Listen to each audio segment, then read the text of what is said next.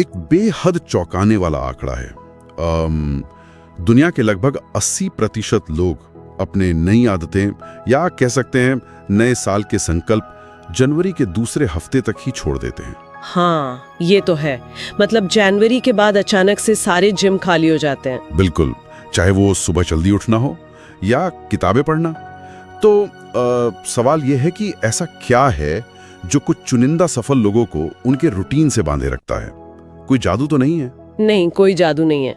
ये असल में दिमाग के उस बैकग्राउंड ऐप का खेल है जिसे उन्होंने बड़ी मेहनत से सेट किया होता है। सही कहा। और आज के इस गहन विश्लेषण में हम इसी तंत्र को समझने वाले हैं।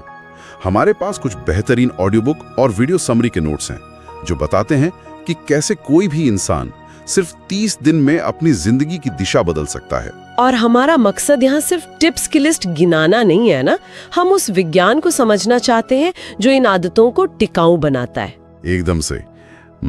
अगर एक रूपक लें तो आदतें किसी स्मार्टफोन के बैकग्राउंड ऐप की तरह ही होती हैं।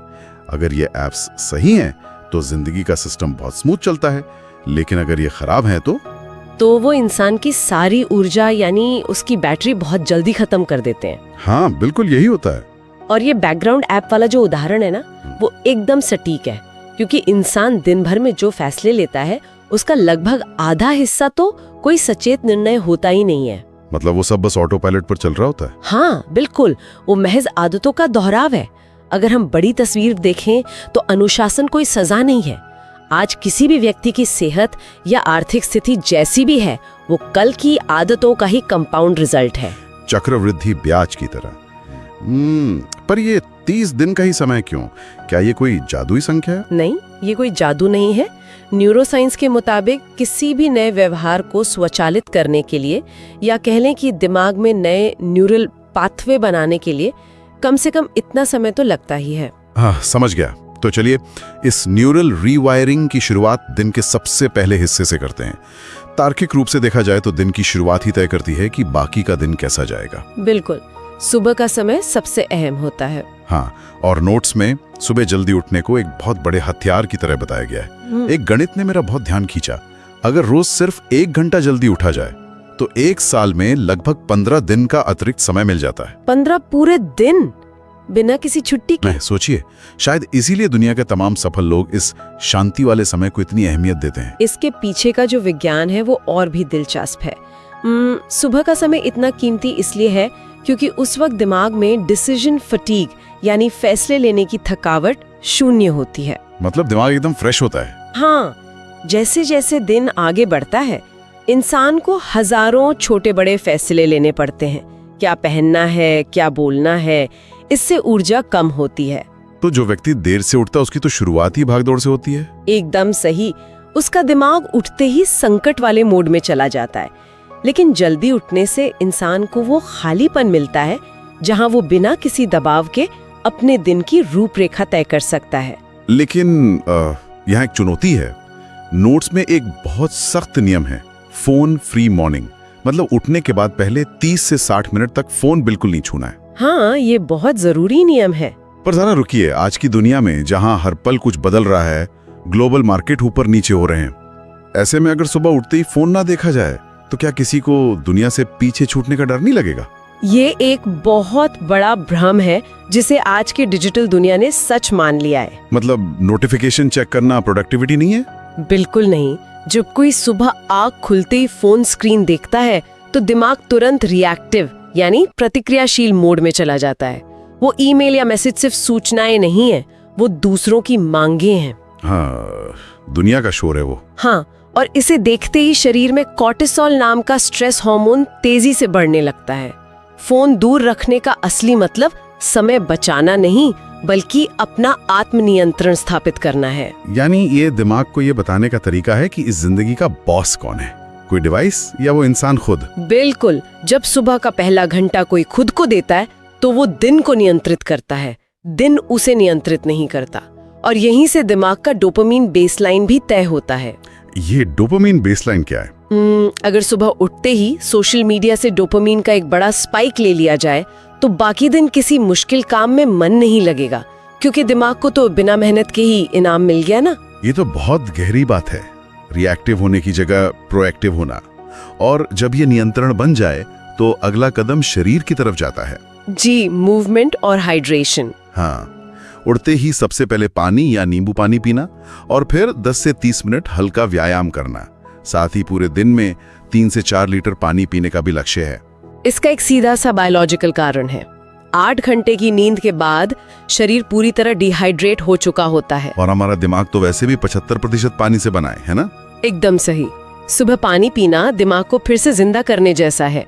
और जहाँ तक व्यायाम की बात है तो यहाँ जिम जाकर भारी वजन उठाने की जरूरत नहीं है। तो सिर्फ टहलना या योग करना काफी है? हाँ, ये सिर्फ रक्त संचार को तेज करने के बारे में है। जब हृदय गति थोड़ी बढ़ती है तो शरीर में जो नींद का हार्मोन होता है एडिनोसिन, वो साफ होने लगता है। अच्छा, और एंडोर्फिन भी तो रिलीज होते हैं? बिल्कुल, जिससे मूड अपने आप बेहतर हो जाता है। बिना इसके इंसान अक्सर पूरे दिन मानसिक धुंध या ब्रेन फॉग में फंसा रहता है। ठीक है, तो इस तरह से शरीर का इंजन स्टार्ट हो गया, लेकिन गाड़ी स्टार्ट होने के बाद उसे सही दिशा में चलाना भी तो जरूरी है। मतलब दिमाग में सही विचार डालना। हाँ, यहाँ पढ़ने की आदत पर बहुत जोर दिया गया है। रोज सिर्फ 15 से 30 मिनट पढ़ना। अगर कोई रोज इतना पढ़े तो साल में आराम से 12-15 किताबें पढ़ी जा सकती हैं। ये बहुत बड़ा बदलाव ला सकता है। मुझे तो यहाँ एक बहुत दिलचस्प रूपक याद आ रहा है। किसी अच्छी किताब को पढ़ना ऐसा है जैसे वॉरेन बफे के 50-60 साल के अनुभव को कुछ ही घंटों में अपने दिमाग में डाउनलोड कर लेना। अरे वाह, ये डाउनलोड वाला रूपक बहुत शानदार है ना? ये तो आगे बढ़ने का सबसे असली शॉर्टकट है। बिल्कुल। असल में स्कूल कॉलेज तो सिर्फ एक बेस बनाते हैं। असली शिक्षा इन बेहतरीन दिमागों के अनुभवों से ही आती है। जब कोई पढ़ता है तो दिमाग के न्यूरल पाथवेज में सच में बदलाव आता है, जिसे न्यूरोप्लास्टिसिटी कहते हैं। जी हाँ।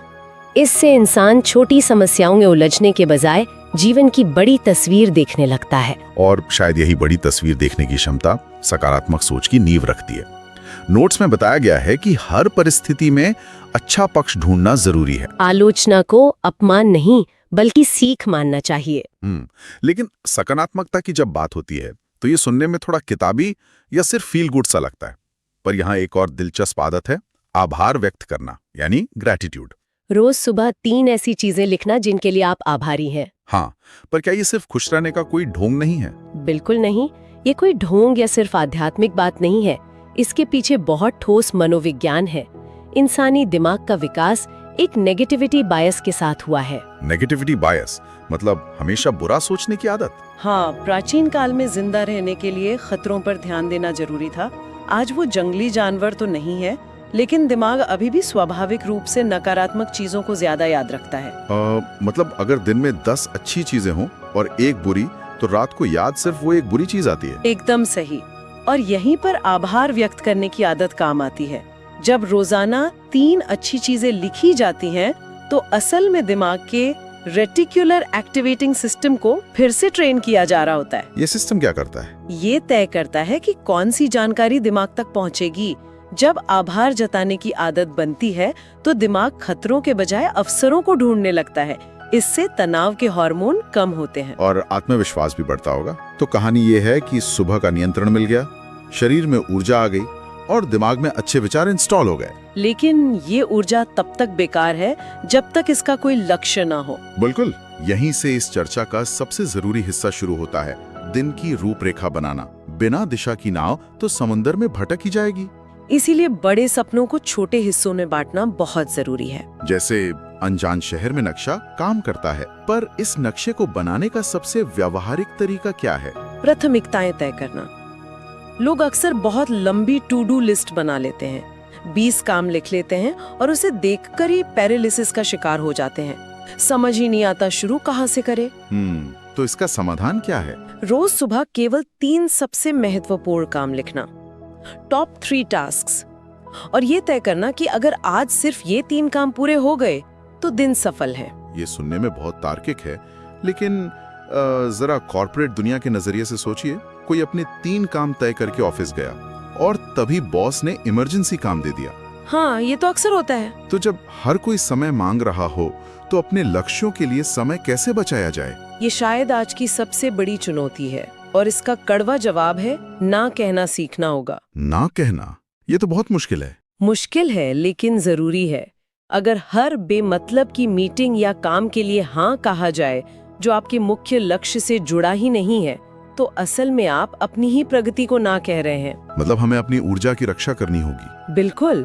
समय तो सबके पास सीमित है, सिर्फ 24 घंटे। सोशल मीडिया पे स्क्रॉल करना अपनी ही जिंदगी से समय चुराने जैसा है। तो अगर रोज सिर्फ 2 घंटे बिना किसी रुकावट के सही काम में लगाए जाएं, तो 30 दिनों में 60 अतिरिक्त घंटे मिलते हैं। ये डीप वर्क की आदत ही साधारण को असाधारण से अलग करती है। सच में हम अपना कितना समय दूसरों के एजेंडे में निकाल देते हैं। खैर, अब दिन भर की भागदौड़ के बाद उस समय की बात करते हैं जब ऊर्जा कम होने लगती है, शाम का समय। हाँ, इस पूरी प्रक्रिया को जीवन भर की आदत बनाने के लिए रात की दिनचर्या एक एंकर का काम करती है। एंकर? वो कैसे? शाम का समय दिन भर की घटनाओं को व्यवस्थित करने का होता है। इसे इवनिंग रिफ्लेक्शन कहा गया है। सिर्फ 5-10 मिनट ये सोचना कि आज क्या अच्छा हुआ और कल क्या बेहतर किया जा सकता है। तो इससे क्या होता है? जब सोने से पहले ये सोचा जाता है तो हमारा अवचेतन मन रात भर उन विचारों पर काम करता है और सीखी गई चीजों को पक्का कर देता है। लेकिन इसमें तो सबसे बड़ी रुकावट हमारी स्क्रीन है। डिजिटल डिटॉक्स की बात तो आज हर जगह सुनने को मिलती है।